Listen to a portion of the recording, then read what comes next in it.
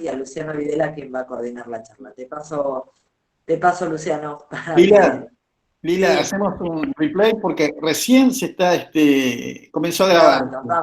Vamos de nuevo, perdonen todos que tienen que escuchar de nuevo lo que yo diga, así que dejo un espacio. Bueno, entonces, nuevamente, les digo, bienvenidos a la tercera charla de pandemia del Instituto de Investigación en Políticas Públicas y Gobierno de la Universidad Nacional de Río Negro. Bienvenida, Belén Peiró, muchas gracias por participar en esta charla con nosotros.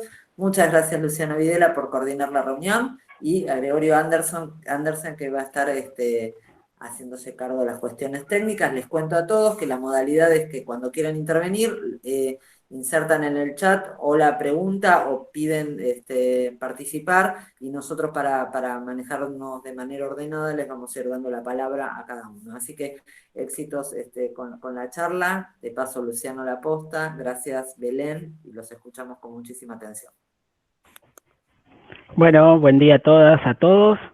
En principio, la mecánica que acordamos con Belén es que vamos a hacer una breve presentación y después va a haber como una charla que va a brindar ella. Después haremos algunas preguntas y también estará abierta la posibilidad en el chat, o aquellos que quieran hacerlo con el micrófono y eventualmente la cámara abierta, hacerle preguntas a Belén.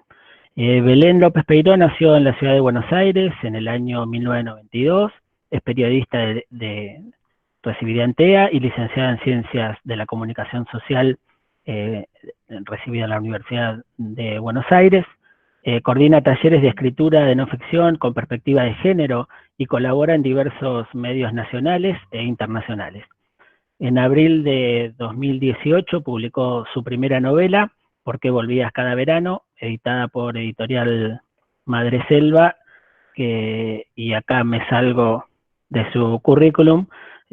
Fue el libro que más me gustó del año pasado, por lo tanto ese pequeño fanatismo es el que motivó que Lila me pusiera, digamos, en esta función un poco de coordinar esta charla. Así que, Belén, te escuchamos para esta introducción de la cuestión de género en este contexto de encierro que nos genera la pandemia. Hola, ¿ahí se escucha? Perfecto. Bueno, buenas tardes a todas y todos. Gracias, Luciano, por tus palabras. Gracias, Lila, por la invitación. Anoté un par de cosas que me voy a dar la licencia de leer porque siento que a veces en las charlas me olvido de cosas importantes y bueno, la idea, como dijeron, es compartirles un poco algunas reflexiones en el marco de esta cuarentena, ¿no? De reflexiones en relación a la perspectiva de género. Les cuento a modo de confidencia que Lila fue la docente con quien rendí el último final de mi carrera en la Universidad de Buenos Aires, así que agradecida a ella también por eso. Y contarles también que cuando me llegó la invitación de Lila, yo le comenté que venía estos días pensando bastante y escribiendo, porque bueno, es lo que hago. A mí escribir me sirve para pensar y para poder entender un poco qué es lo que está pasando, qué es lo que me pasa y qué es lo que pasa en general alrededor mío. Y pensaba que la última nota que escribí, que publiqué hace pocos días, tenía mucho que ver con pensar un poco en la naturaleza que acontecía alrededor mío. Anécdotas, por ejemplo, en cómo las cucarachas aparecían un poco más ahora en el baño y en la cocina, en cómo las ratas habían emergido en la calle, ahora sin vergüenza, y cada vez que saco a pasear a mi perro, me paro y las veo ahí usurpando como un territorio que por ahí antes estaba lleno de peatones. En cómo descubrí frente a mi balcón un palomar, que es enorme, donde cada día duermen cientos de palomas, cada una en sus casilleros, y cómo hay un gallo también que cagarea todos los días a las 7 de la mañana y recién ahora, después de más de un año que vivo acá, recién ahora lo escucho.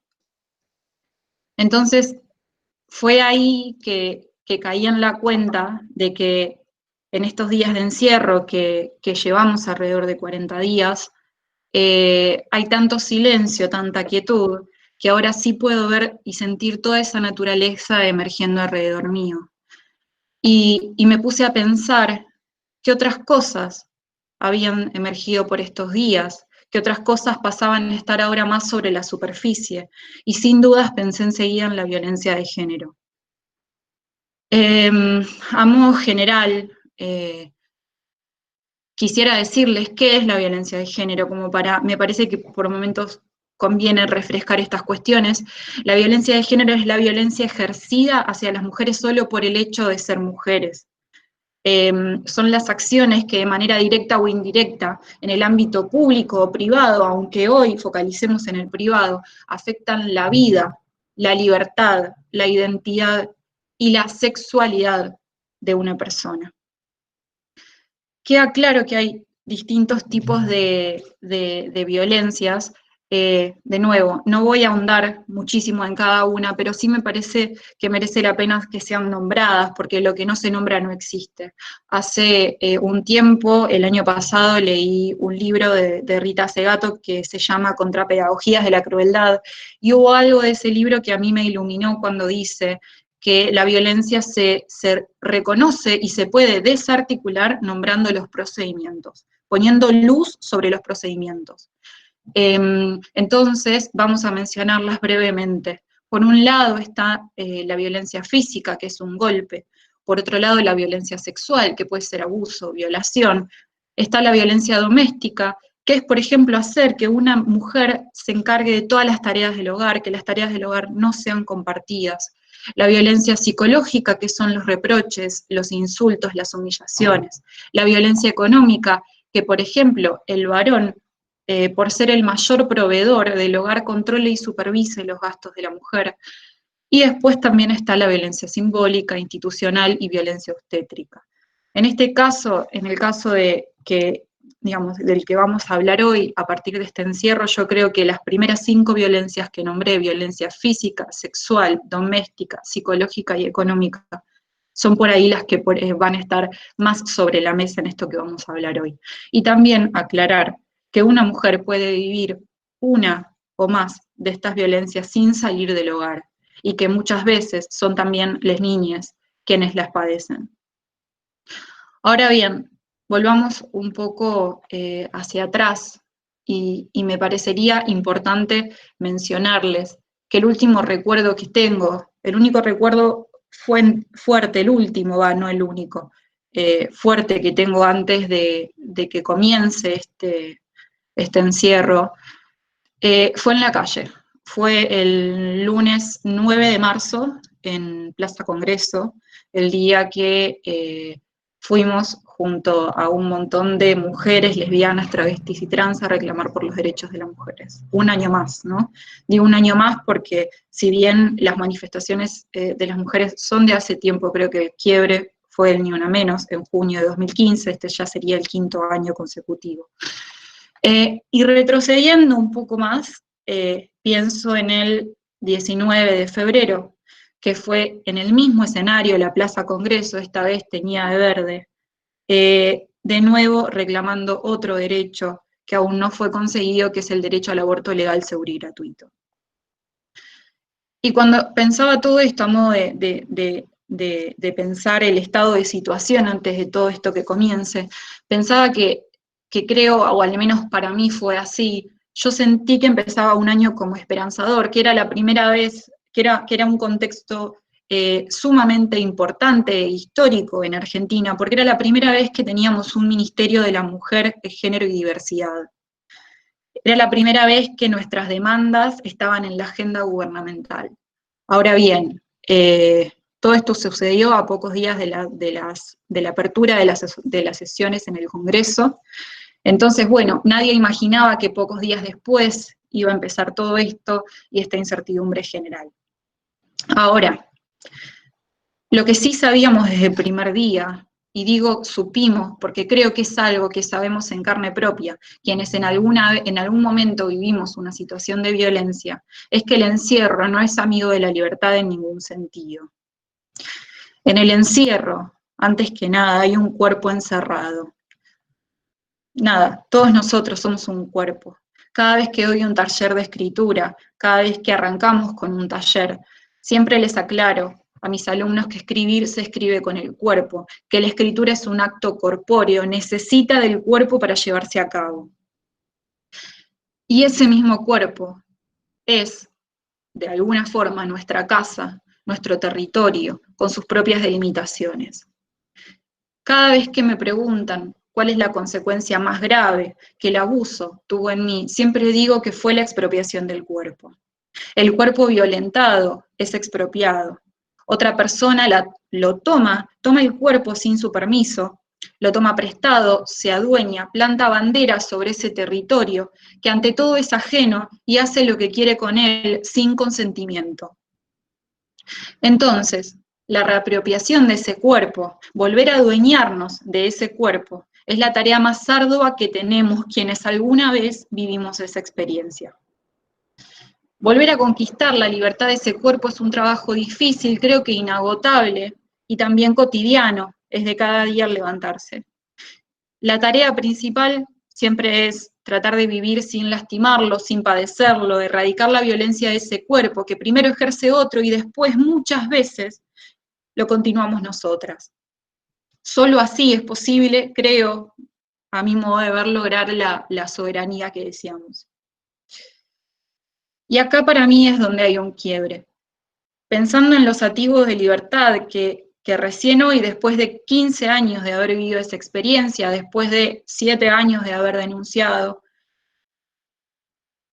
recién ahora puedo empezar a sentir lentamente libertad en mi propio cuerpo, puedo empezar a sentir dominio sobre ese cuerpo, y es ahí donde pienso a pensar en aquellas mujeres que no solo sienten su cuerpo encerrado, ajeno, sino que también están encerradas en sus casas, atravesando esto en soledad, cuando el camino de reparación suele ser colectivo.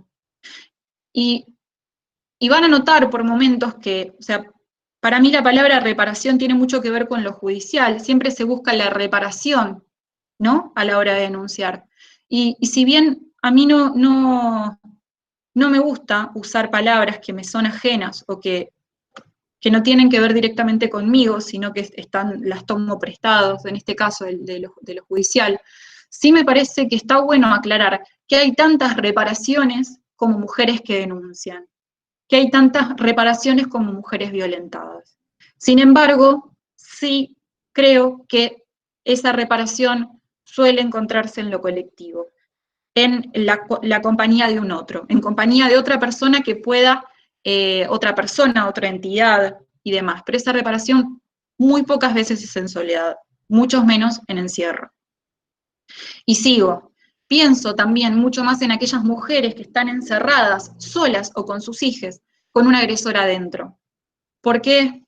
¿Por qué pienso en ellas? No me gusta recurrir a cifras, pero acá me parece sumamente necesario. Alrededor del 80% de los abusos sexuales, o sea, el 80%, son perpetrados por familiares o personas conocidas, cercanas a la víctima. Víctima es otra palabra que también no me gusta, pero creo que todavía no encontré la forma de nombrarnos sin revictimizarnos.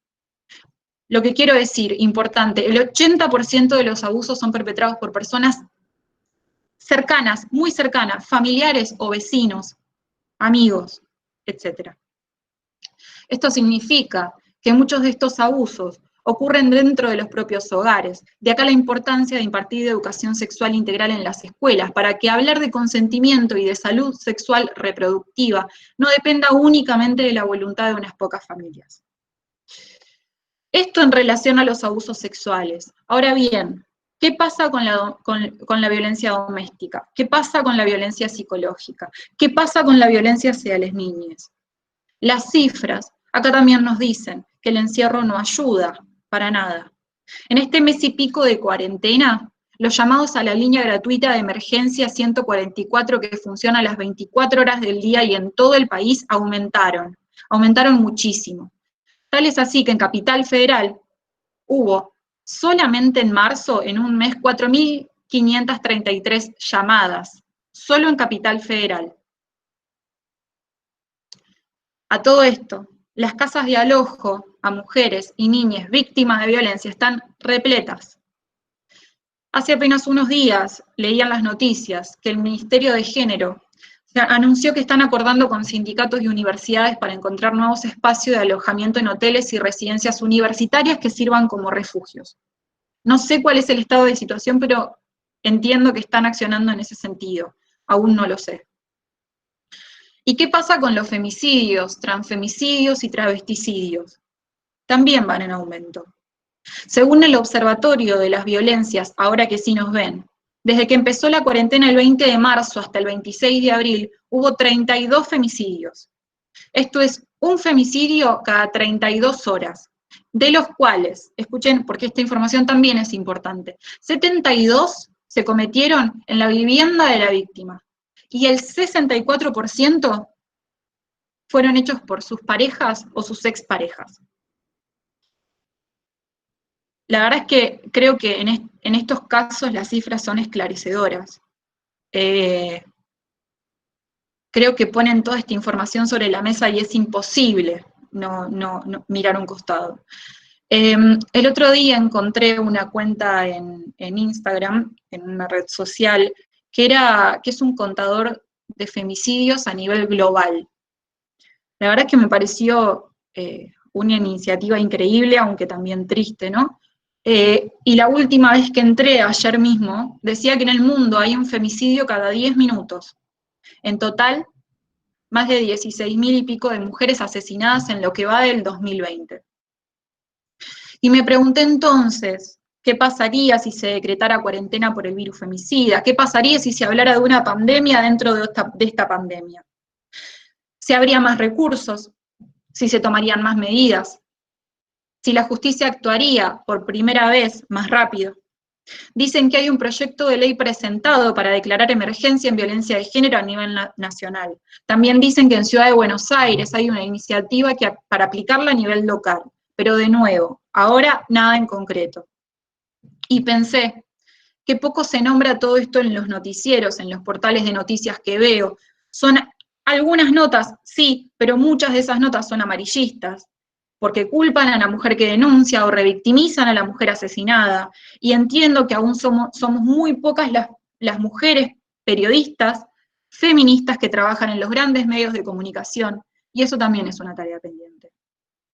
Entonces, después de todo esto, de toda esta reflexión, un poco que estoy compartiendo con ustedes, empecé a pensar cuáles son los desafíos que tenemos ahora y cuáles son los desafíos que tenemos por delante.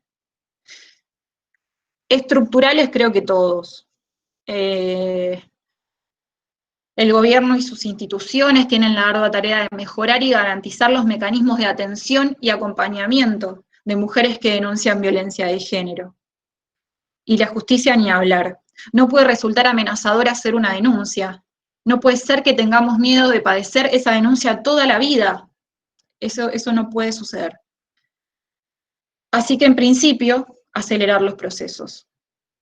Eso lo sabemos. Ahora bien, nosotros, cada uno de los que está en esta charla, en lo concreto, en lo cotidiano, ¿qué podemos hacer? A mí no me gusta pensar acciones enormes, inalcanzables, porque no dependen únicamente de lo que podamos hacer y porque en general desalientan. Por eso voy a lo concreto y en principio los invito a no mirar a un costado. ¿Qué quiere decir? Que si escuchamos, vemos o leemos que hay una mujer que necesita ayuda, que necesita de nuestra ayuda, entonces tenemos que involucrarnos. Busquemos la forma, los medios de tejer una red de contención. Familiares, amigos, vecinos. Eso que parece diminuto es fundamental. También poner el tema sobre la mesa, hablar con las niñas en la casa, hablar con los alumnos en las universidades, hablar con compañeros de trabajo, concientizar, tomar dimensión de que los femicidios son la punta del iceberg, son el ejemplo de la violencia más extrema hacia las mujeres, pero la violación, el abuso, el maltrato, los insultos, las amenazas, el control de los movimientos, la falta de pago de cuotas alimentarias, todo esto también es violencia y ocurre de forma desmedida, y no podemos seguir mirando un costado. Entonces, vuelvo, estamos en un momento difícil, y eso lo sabemos. Muchas veces esa situación nos pone entre la espada y la pared, principalmente en contextos de encierro. Ahora bien, quiero decirles algo, y es que cuando todo esto vuelva a la normalidad, hay cosas que no van a cambiar mucho. Cuando las instituciones vuelvan a funcionar, cuando la justicia entre en funciones, la realidad es que no, puedo ser un poco pesimista o no, la verdad es que no lo sé, pero lo único que sé es que los cambios estructurales llevan tiempo, y que mientras tanto no podemos dejar que esto pase a un costado y sigamos adelante como si nada.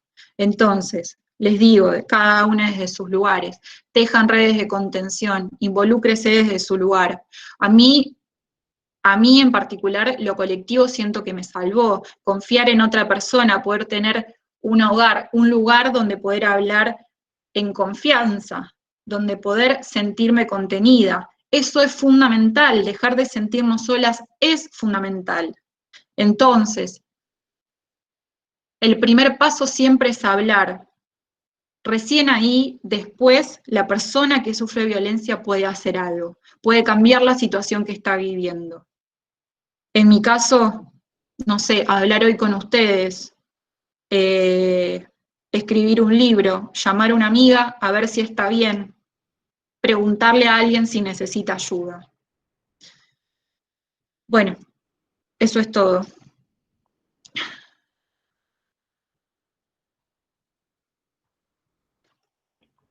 Belén, Sí. yo quería preguntarte, vos hablaste de lo colectivo, hablaste de la cuestión de las redes y hablaste de este encierro que obligatoriamente vivimos ahora.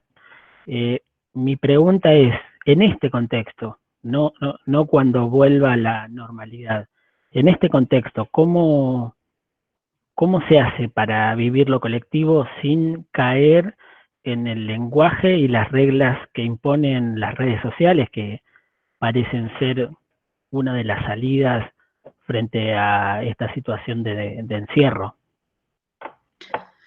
Mira, yo creo que las redes se pueden tejer de diversas maneras, no necesariamente presenciales. Yo, en mi caso, he acompañado a más de una compañera, no necesariamente de forma presencial, porque muchas veces la distancia y los lugares no, digamos, no podíamos llegar, encontrarnos en un mismo lugar. Sin embargo, y no es la primera vez que me llega en estos días, la última semana me llegó el caso de una chica en Chivilcoy que estaba justamente con una situación también de violencia en su casa, con hijes, y eso, lo colectivo aparece cuando hay una o dos personas o más pensando cómo hacer para poder resolver una situación.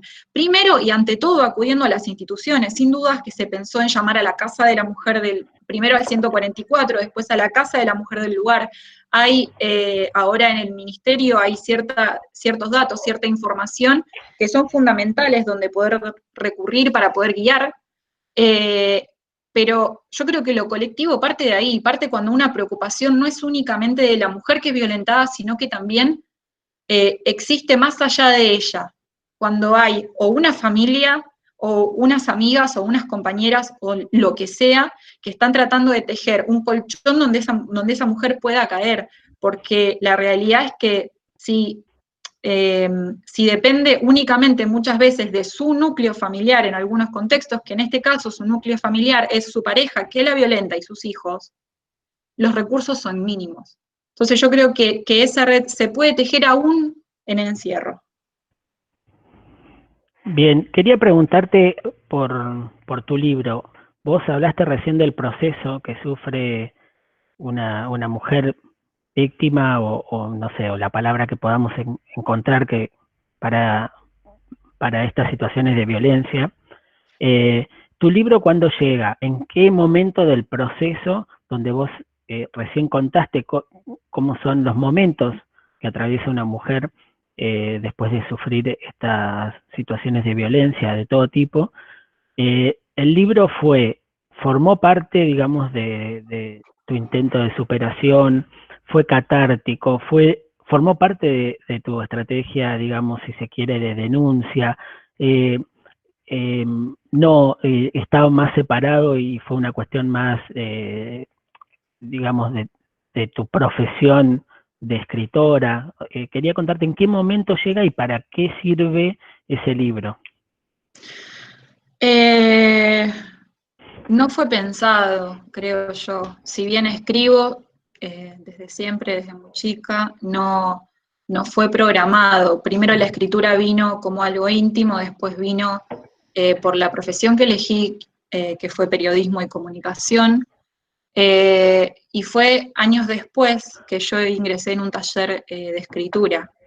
Encima de escritura de ficción, o sea, mi idea no tenía nada que ver con lo autobiográfico. Eso a nivel profesional, por así decirlo, o académico. A nivel personal, yo creo que recién pude escribir cuando dejó de darme vergüenza lo que me había pasado. Siempre, como ahora hace mucho que por ahí no lo menciono de esta manera, pero para mí hay como pasos muy importantes en ese proceso, ¿no? El primero es como reconocerse víctima, reconocer que otra persona agredió, en este caso de mí. Y muchas veces ese reconocerse, ¿no? Para mí fue una de las tareas más difíciles, y de hecho no fue por voluntad propia, sino que fue consecuencia de una pregunta de otra persona hacia mí, porque el reconocimiento, o sea, hacerse esa pregunta a una misma, implica reconocerse víctima, y eso no es sencillo en general, porque hasta que no trabajemos un poco qué significa ser víctima, eso tiene una carga social, emocional, tan importante que paraliza a cualquier mujer que pueda verse en esa situación. Se ve disminuida, se ve humillada, todas cuestiones que forman parte de una revictimización general de la sociedad y del sistema. Entonces, después de reconocer que había sido víctima de una situación de abuso, yo creo que para mí hubo un momento importante que fue hacer la denuncia judicial. Para mí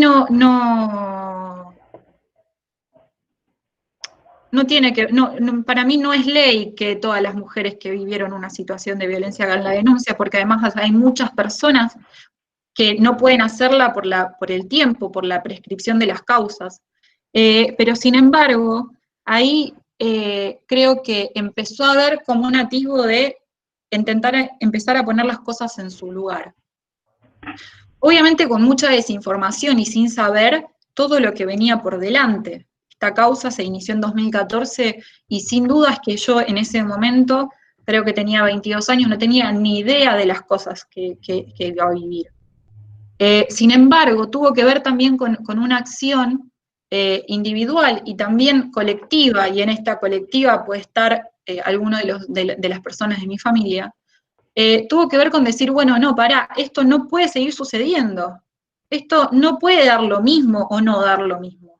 O sea, hubo un antes y un después en esta situación y eso fue como una señal de eso. El tema es que después, me acuerdo que el primer Ni Una Menos lo vi por televisión. Yo sentía que yo no tenía que estar ahí, y eso que ya había hecho la denuncia. O sea, yo decía, ¿por qué tendría yo que estar ahí marchando por esa causa? ¿Sí? No sé, sentía que cuando fui a la justicia, primero que me sentí muy sola, porque en definitiva era algo que yo sola había vivido en ese contexto, en ese marco. Los únicos que, por lo general, que están presentes en el abuso son la víctima y el victimario. Y además, no había tenido otra persona al lado que me diga, yo también viví lo que vos viviste, entonces vas a ver que si denuncias te va a pasar esto. Había mucha desinformación.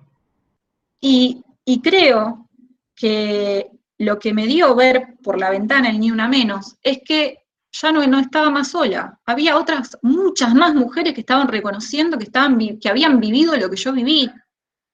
Y eso para mí era totalmente nuevo, porque dije, no, bueno, pará, pero si yo no lo viví y ellas están ahí, y hay mujeres que están reconociendo públicamente, esto basta de que sea un secreto de familia, porque yo no tengo por qué avergonzarme de lo que estoy viviendo, de lo que viví. Entonces, en ese contexto, bueno, el ingreso al taller de escritura fue el primer espacio fuera de la familia, fuera de lo familiar y de lo íntimo, donde yo un día, a partir de una consigna que estaba muy relacionada con la identidad, que nos dio Gabriela Cabezón Cámara, que es mi tallerista, yo llegué a mi casa y escribí una de las voces del abuso. Una de las voces del último abuso que fue en el escenario en Capital Federal. Y yo volví al taller y yo lo llevé como si fuese una respuesta, una consigna, no lo llevé diciendo acá te estoy entregando mi vida, te estoy entregando el papel que dice todo lo que yo estoy viviendo y todo lo que me está atravesando y todo lo que me está imposibilitando salir adelante. No, yo llevé un texto literario.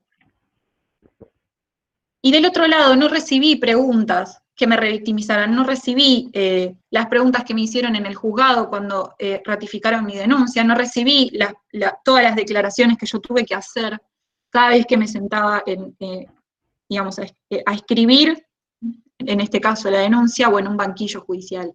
Sino que me dijeron, che, esto está muy bueno. ¿Qué más? ¿Qué más hay? Y bueno, en lo literario, y bueno, en que las interpelaba, y bueno, en que yo no quise disminuir nada de todo lo que yo sentía que había vivido.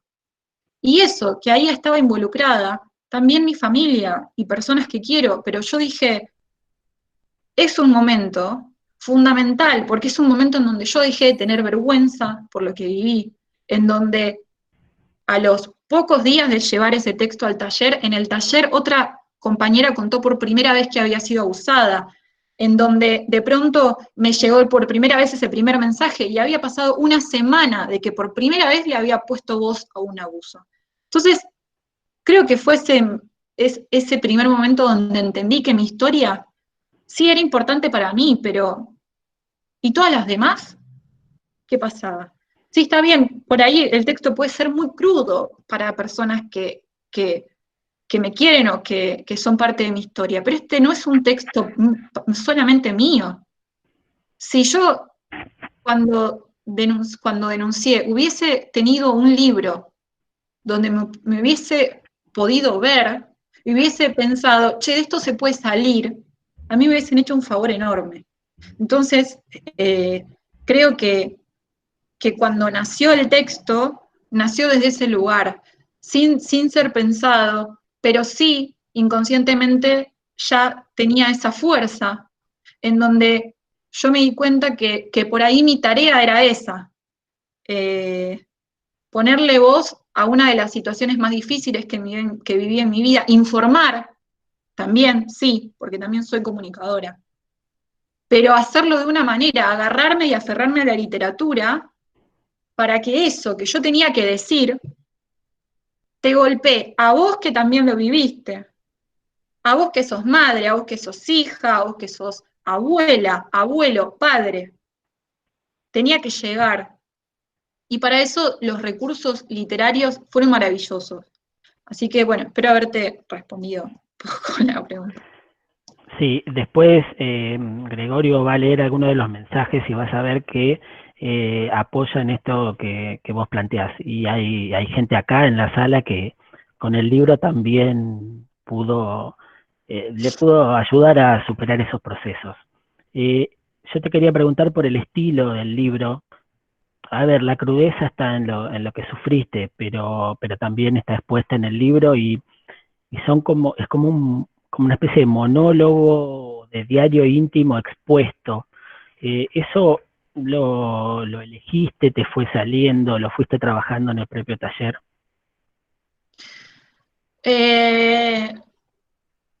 Yo creo que fue hubo mucho de curiosidad de poder, siempre yo, cuando por ahí los acercamientos que tenía a la literatura, por ahí tenían que ver con una literatura más clásica, o por ahí era obviamente, el primer acercamiento lo tuve en el colegio secundario, y tampoco fue que los amé de un día para el otro, sino que fue un de a poco, hasta que por ahí empecé el taller de escritura con Gaby, y yo le dije, le conté de mi formación y le conté un poco lo que leía, y ella me recomendó leer autores vivos, autores contemporáneos, para ver, porque me dice, ahí tenés una diferencia, que es que podés ir a un bar y escucharlos, ir a una librería y de pronto te los cruzás, y ver qué literatura están haciendo. Y a mí en ese momento yo le aclaré que a mí me interesaba muchísimo la no ficción, por ahí por mi formación periodística también. Y empecé a leer autores y autoras que me gustaron muchísimo, muchísimo, incluso muchas con las que pude después interactuar. Bueno, Gaby es una autora que me gusta muchísimo, también Selva Almada, Julián López, ahora Dolores Reyes. Bueno, son un montón de escritores y escritoras que son maravillosas, que están vivos, que podemos escucharlos, que podemos seguirlos en redes. Y a mí con eso me pasó que dije, bueno, qué bueno esto. Y recuerdo que hubo 3 libros en particular que me marcaron muchísimo y que creo que tuvieron una impronta especial y particular en Por qué volvías. Uno es Bella, le viste la cara a Dios. Es un libro que habla sobre la trata, en donde yo leí solamente el primer párrafo y me quedé, yo dije, wow, es como si me lo estuvieran haciendo a mí, sentía dolor en el cuerpo, sentía que no podía respirar, y lo leí antes de empezar a escribir Porque volvías. Lo leí y dije, ¿por qué me toma tanto esto? Hay algo ahí, que hay una violencia en el cuerpo que la siento y está ahí, está latente. Después, otro libro fue Teoría King Kong, de Virginie Despentes, donde ella habla no solo de prostitución, sino también de violación y su historia, es francesa. Y ahí, lo particular de ella, lo que agarré de ella, fue como si de cada libro hubiese... lo que agarré de Virginie Despentes tuvo que ver con la crudeza de las palabras. Habla y no reduce el dolor. Si vos no tenés ganas de leerlo, no lo leas, pero si lo lees va a ser un golpe. Y a mí eso me gustó, porque fue la primera vez que leí como la violación con todas las palabras. Y después otro libro fue Las voces de Chernobyl, de Alexievich, que fue premio Nobel 2015, creo, si mal no recuerdo, que es un libro polifónico. Y yo lo que tenía en mi cabeza eran voces. Yo entendía que el abuso no se podía contar solamente con la voz de la víctima. No, porque el abuso es social, porque hay un contexto que rodea ese abuso y que hace posible que una mujer pase 10 años sin hablar, 10, 20, 30, 40, 50, 60, o ni siquiera. Entonces, hubo algo ahí, tal vez, la conjunción de todas estas cuestiones que hicieron que yo tuviera las voces y no dudara del estilo. Dije, bueno, si esto es así, y no me preocupé por el estilo. Dije, bueno, de última, ahora Gaby me dijo, deja todo lo que estás haciendo y escribí. Y yo escribí, me entregué a esa escritura, y escribí todas las voces que tenían en mi cabeza. Y yo dije, wow, esto es como una maraña, dije, es como un monólogo interior, hay voces que se están debatiendo y disputando adentro mío. Y una vez que las tenía todas, después de un año de trabajo, las vi todas juntas y dije, no, todas estas voces están contando la misma historia. Y obviamente que hubo momentos donde quise matizar esa violencia, donde quise usar palabras más suaves, porque tenía miedo de cómo podían leerme, de cómo podía tomárselo las personas en ese momento que estaban más cerca mío. Y de nuevo, el libro no era solo mío, era colectivo. Entonces, me pareció que lo más importante era eso, que lo más importante estaba ahí, y que en definitiva, si ese libro era parte de esa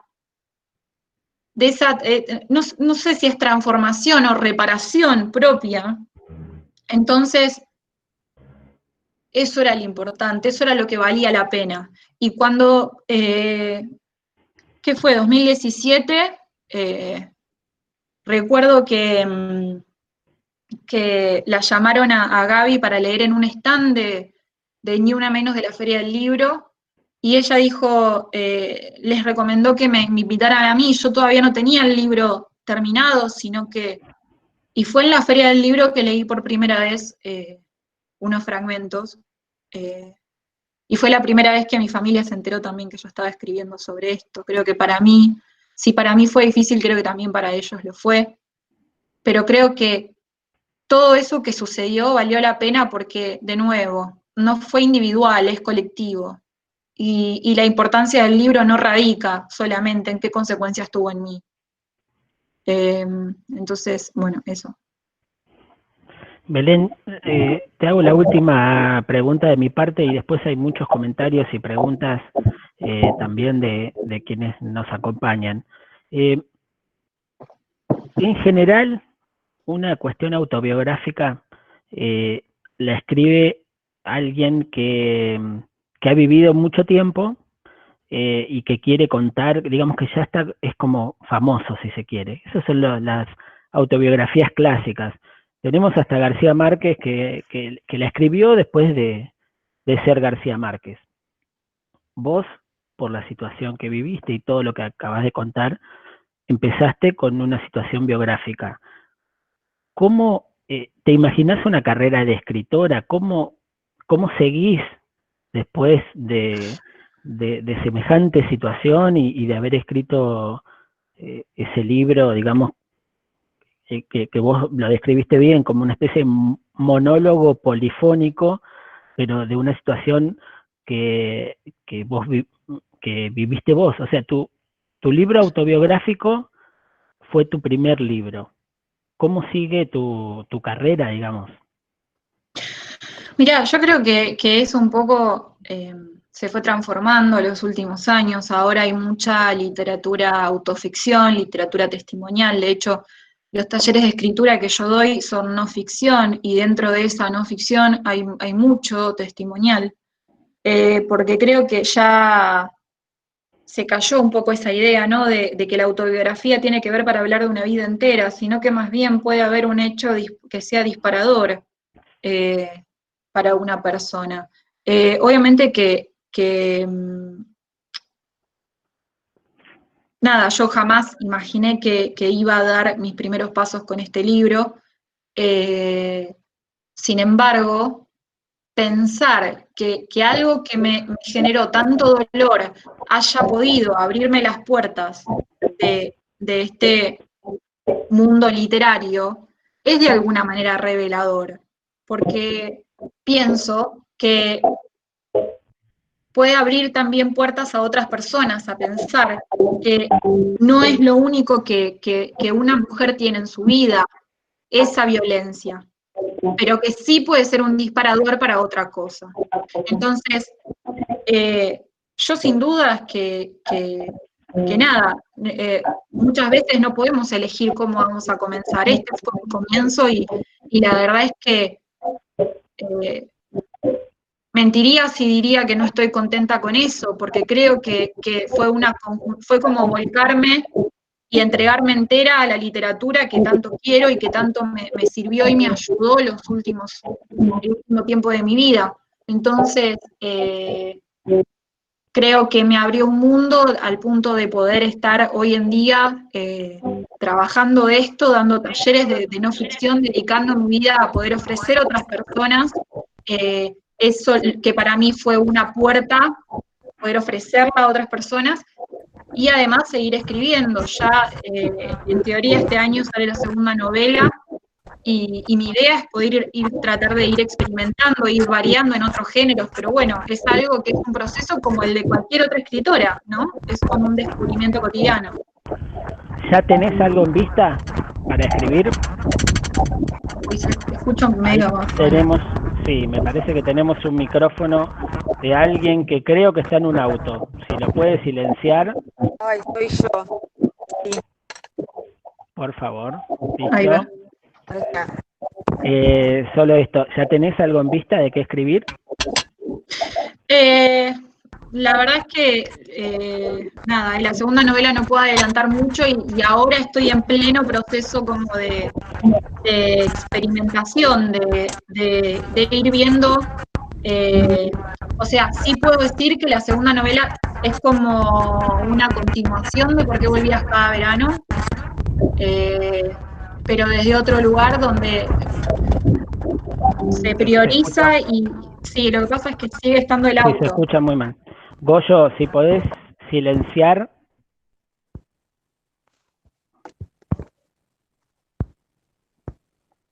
Un segundo, Belén. Ahí estamos, ¿no? Ahí va. Disculpe. Te decía que sí lo que puedo decir es que la segunda novela es como una continuación de Por qué volvías cada verano, desde otro lugar, obviamente. Y bueno, a partir de ahora creo que es el desafío más grande, que es un poco ver hacia dónde ir, qué experimentar, los lugares a probar, y creo que también, si bien es un enorme desafío, creo que también es una buena oportunidad para hacerlo, para ver qué me entusiasma, qué puede estar bueno después de una historia tan fuerte y después de tantos años, quieras o no. Yo tengo 28 años, la causa judicial lleva 7, el segundo libro, de nuevo, es como una continuación y tiene principalmente centrado en esto judicial, en esto que yo decía, venir a llenar el vacío de información que hay de cómo vive una mujer que denuncia violencia de género en Argentina. Es así. Ahora, después de todo esto que ocupó tanta parte de mi vida, creo que sí, que el desafío es enorme, que el desafío es ahora jugar un poco a ver hacia dónde ir. Y bueno, y en eso estoy. Bien. Gregorio, ¿querés leer las preguntas y comentarios de los participantes y las? Sí, ¿qué tal, Belén? Buenas tardes. Hola, ¿cómo estás? Un variado chat hay. Martina dice que sos inmensa porque a pesar de todo pudo hablar y comenzar con su proceso, así que está eternamente agradecida.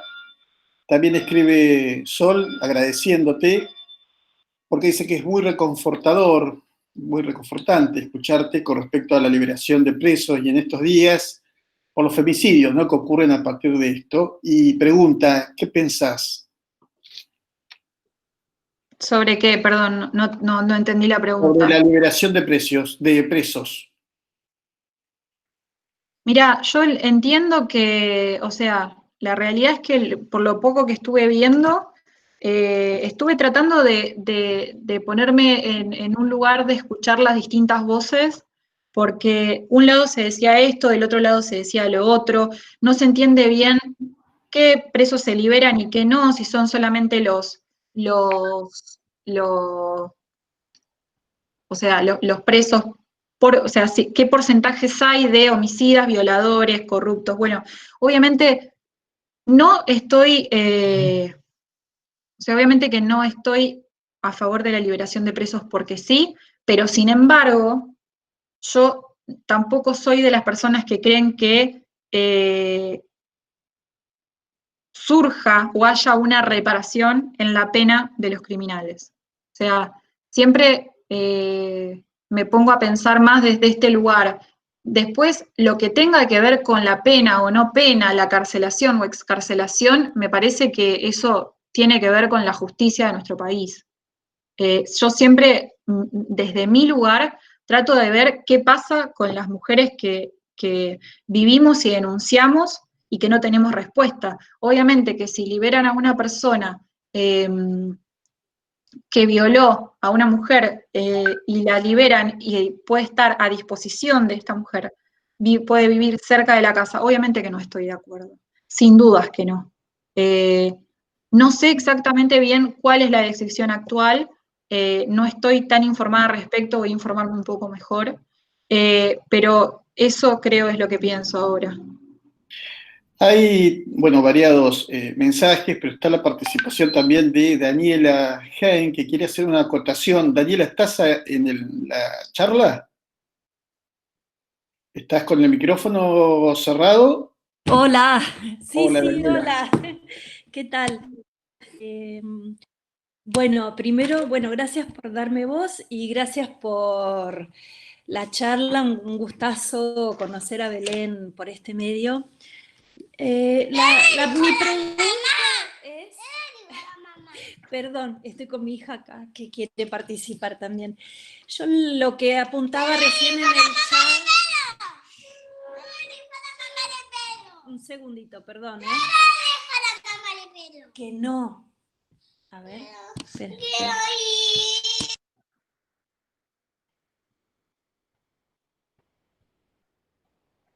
Gregorio, Sí. por favor lee vos la pregunta porque tengo una crisis acá con mi hijita. Y bueno, estos procesos me parece que de la cuarentena, ¿no? Creo que debe ser algo parecido.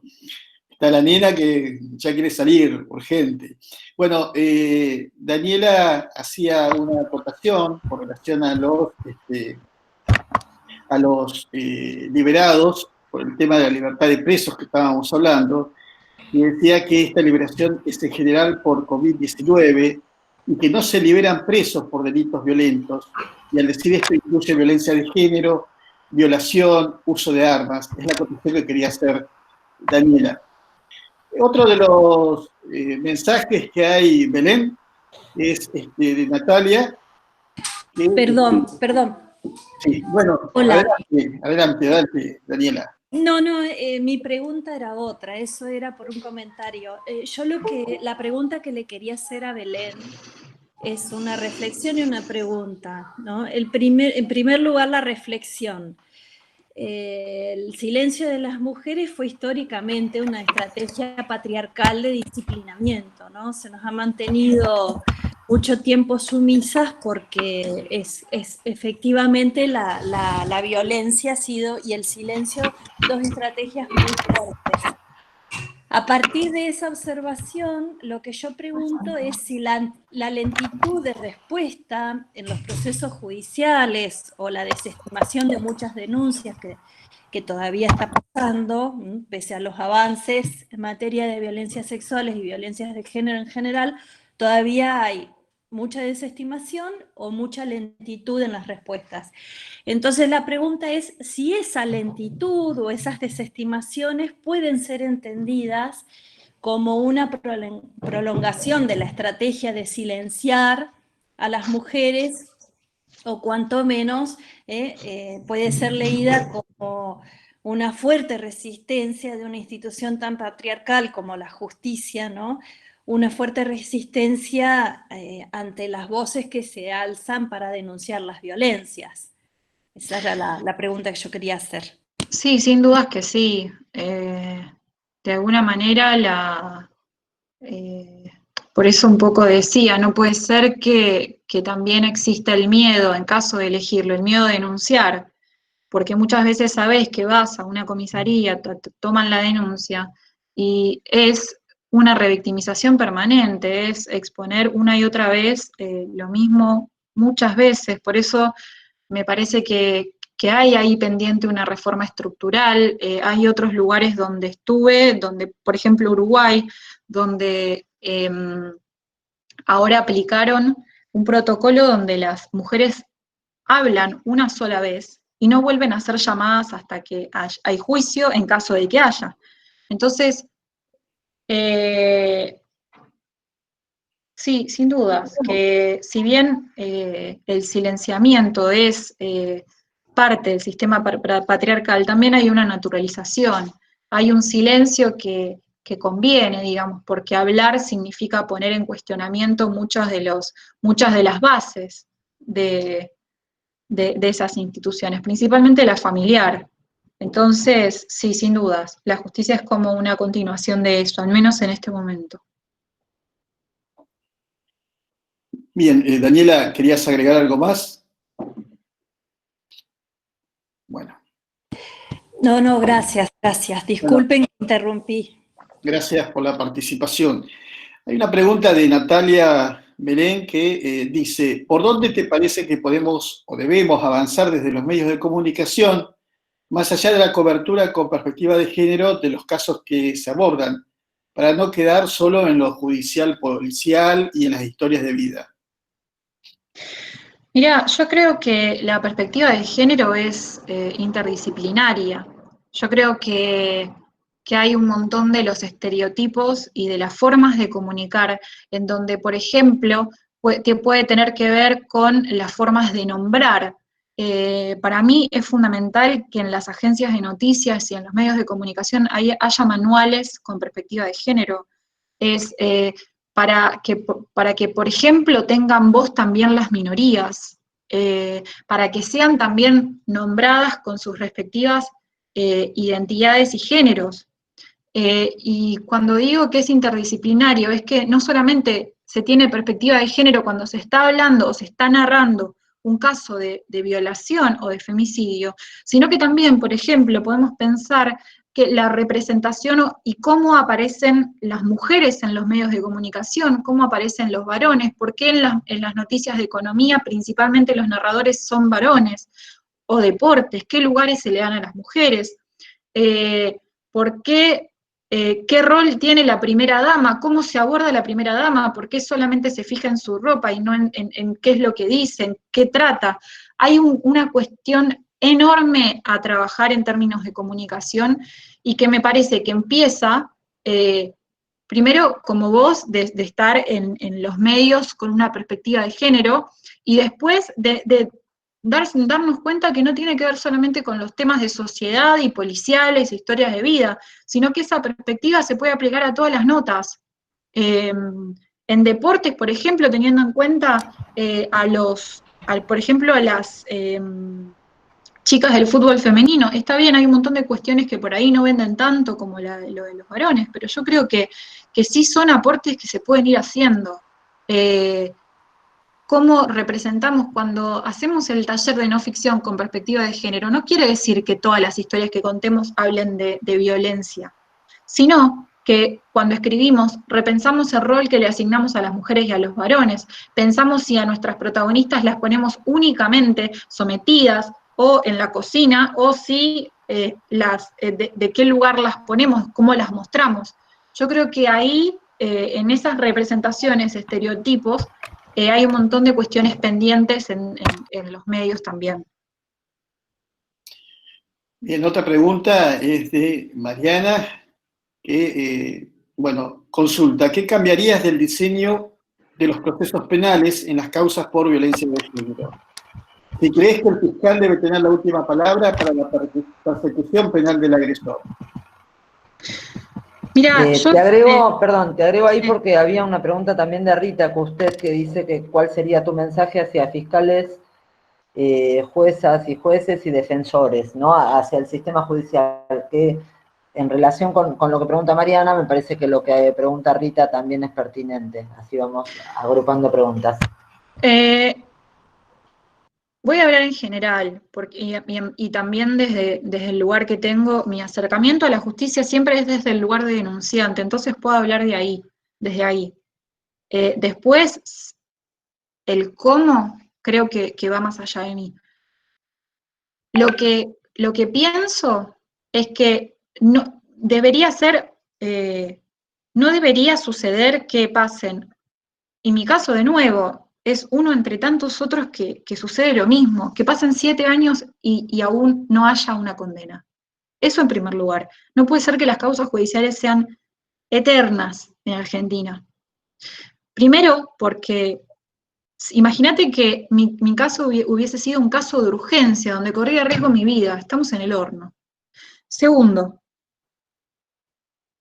que la denunciante declare una vez y no tenga que ser expuesta permanentemente a las declaraciones ante los fiscales.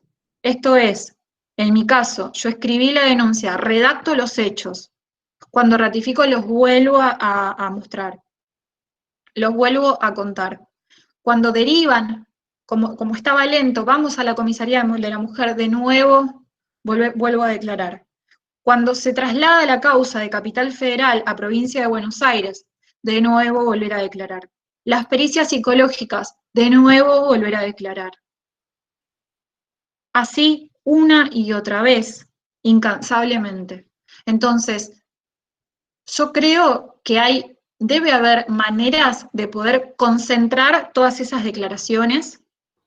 Creo que se podrían unificar, creo que se molesta mucho más a las mujeres que denuncian que a los victimarios. Creo que habría que ver, que habría que garantizar que todos los fiscales y los jueces estén capacitados con perspectiva de género, como está sucediendo y estamos en proceso con lo de la ley Micaela, pero aún no es así.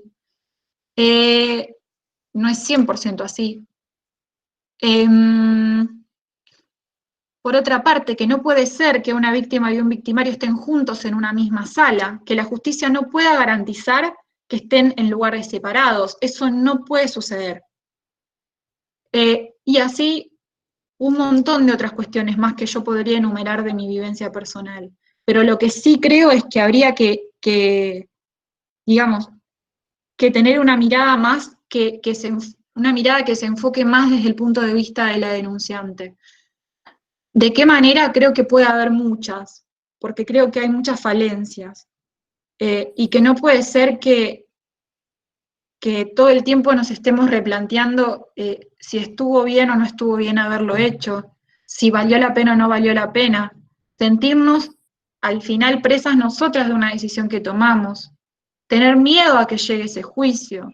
Yo creo que hay un montón de cuestiones pendientes que hay que trabajar en términos judiciales. Gracias, Belén. Pasamos a otra pregunta. Norberto te consulta si crees que es posible que la violencia de género y de la infancia podría incluirse en la currícula de la escuela primaria, secundaria y universitaria. Y ya hay una ley. La educación sexual integral debería ser ley. Hay colegios que la implementan, hay otros que más o menos, pero dentro de esa educación sexual integral, la idea es que se pueda hablar de consentimiento. Yo he participado de clases donde, por ejemplo, se usó el libro como material para dar ESI, y donde surgieron preguntas muy interesantes, y sin dudas la violencia de género estaba dentro de ese programa. Bien, y Ramiro pregunta de qué manera los varones pueden asistir a alguien que sufre violencia de género, sin caer en la revictimización o invadir justamente ese espacio, el de la mujer vulnerada. Y yo creo que no a la hora del acompañamiento, yo creo que lo fundamental es el respeto, lo fundamental es no preguntar de más. Si una mujer te dice que vive una situación de violencia, ¿por qué te importaría saber los detalles? Lo principal es saber cómo ayudarla o cómo ella necesita que la ayudes. Para mí, ni el paternalismo, ni la revictimización, ni el paternalismo me refiero a sentir que el varón sea responsable de resolver todos los problemas que está teniendo. Sí, un acompañamiento. El acompañamiento te pone a la par. El paternalismo pone al varón siempre por encima de la mujer, hace que resuelva sus problemas. Y no es así, y creo que lo fundamental es ponerse a la par desde el respeto, acompañar en lo que sea necesario, no exigir a la mujer que dé detalles constantemente, porque eso ya lo hacen las instituciones. Eso, más que nada. Después, no creo que haya muchas más diferencias. Me parece que en tal caso, nada, todos somos personas, y lo fundamental es eso, porque la realidad es que también podemos ser violentadas por mujeres. Creo que lo fundamental es el respeto. Marcela dice que la reparación que mencionaste, que no estaría en la pena de prisión, ¿qué considerarías reparatorio en caso de mujeres violentadas? Yo siempre digo que hay tantas reparaciones como mujeres violentadas. Cada mujer puede tener su propia reparación. Para una mujer su reparación puede ser contárselo a su hija. Para otra mujer su reparación puede ser hacer una pintura, para otra escribir un libro, para otra gritarlo a los cuatro vientos, para otra correr una maratón, para otra crear una fundación, para otra salir a la calle a ayudar a víctimas de violencia. Yo creo que reparaciones hay muchas. Lo que digo es que no todas las mujeres que fuimos violentadas, para no todas las mujeres nuestra reparación está exclusivamente en la pena del victimario, porque si no eso sería reducir el deseo de todas las mujeres que pasamos alguna vez por esa situación. Entonces estaría bueno tener en cuenta y abrir ese abanico de posibilidades, ¿no? Porque además hay mujeres que no pueden denunciar. Por ahí no pueden denunciar porque ya pasaron muchos años, pero también hay casos que no pueden denunciar porque no tienen el sustento económico. Entonces, ¿qué pasa en esos casos? ¿La reparación solamente está en la justicia? No, para nada. Está también en otros lados. Claramente, Belén, gracias. Luciano, te doy paso y después, en todo caso, cierra Lila. Luciano, ¿estás en la charla? Estoy en la Mientras- charla, ah. estoy abriendo solo mi micrófono. Bueno, después le daremos a Belén algunos de los comentarios que fueron llegando, que bueno, obviamente no pudimos leer por razones de tiempo. Yo simplemente agradecerle y darle el cierre a Lila y a Belén. Si yo... quedaron en el tintero algunas preguntas muy, muy interesantes. No sé si me escuchan. ¿Hola? Sí, perfecto. Ok. Digo que quedaron algunas preguntas sumamente interesantes en el tintero. Nada, después le vamos a dar a Belén todo el chat, la copia del chat, porque el Meet nos permite hacerlo. Así que, bueno, la charla va a estar colgada luego junto con las otras charlas, con las charlas de pandemia, pero bueno, después le pasamos el resto de las preguntas y los comentarios que han hecho en relación al libro y en relación a Belén personalmente y todo lo demás. A mí, bueno, veo que Norberto dice que le encantó escucharte, a mí también me encantó escucharte. Me parece que fue una muy buena charla donde varias de las personas que estaban acá trabajan en temas de género y que sus aportes son siempre muy, muy interesantes y que trabajan cerca nuestro en el instituto. Así que bueno, dejamos abierta la posibilidad de cuando podamos juntarnos físicamente, hacer algunas reuniones donde varias de las personas que están acá puedan tal vez integrar paneles y seguir charlando y seguir pensando qué podemos hacer en relación con estos temas y cómo desde nuestro lugar de Instituto en Políticas Públicas ir trazando algunas ideas que permitan luego generar o aportar políticas no solamente para el Gobierno Nacional o el Ministerio de las Mujeres, sino para los municipios que nos rodean y los lugares donde nosotros tenemos intervención. Así que muchísimas gracias por acompañarnos, muchas gracias a todos los que estuvieron acá. La semana que viene seguimos trabajando con las charlas, después les mandamos la información. Y bueno, Belén, te dejo el cierre y gracias por venir. Bueno, gracias por el espacio. La verdad es que está bueno en este contexto poder sentirnos también acompañados desde la palabra y nada, gracias también por el respeto, por el ida y vuelta. La verdad es que eso también es lo colectivo y es fundamental en este momento. Así que bueno, gracias y espero que sigan bien. Bueno, gracias a todos. Los esperamos la semana que viene. Ya les pasamos luego coordenadas. Gracias, Belén. Gracias, Luciano. Gracias, Goyo. Gracias a todos. Gracias, Belén. Gracias.